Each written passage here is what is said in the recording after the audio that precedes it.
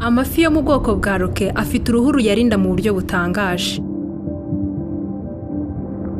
Uko urwo ruhu ruteye bituma ayo mafi atibasirwa na za mikorobe.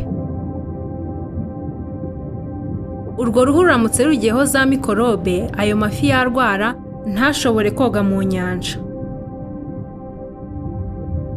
Ariko igitangaje ni uko nta mikorobe wasanga ku ruhu rwayo. None si ibyo bishoboka bite?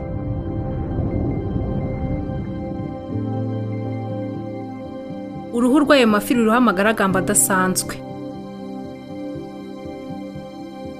Nubwo ayo magaragamba ameze nk'ay'amafi, ateye nk'amenyo kandi aranyerera.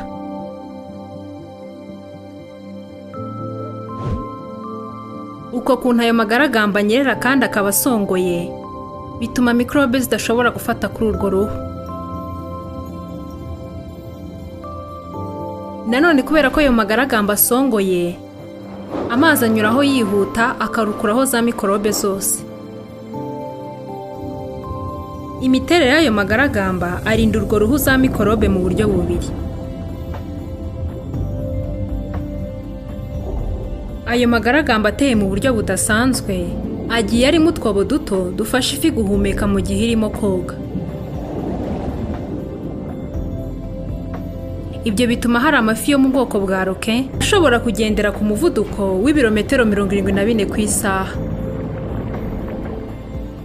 Abashakashatsi barimo baragerageza kwigana imiterere y'uruhu rw'amafi yo mu bwoko bwa roke kugira ngo bakore ibice by'inyuma by'indege n'iby'ubwato bizatuma hadakoreshwa lisansi nyinshi.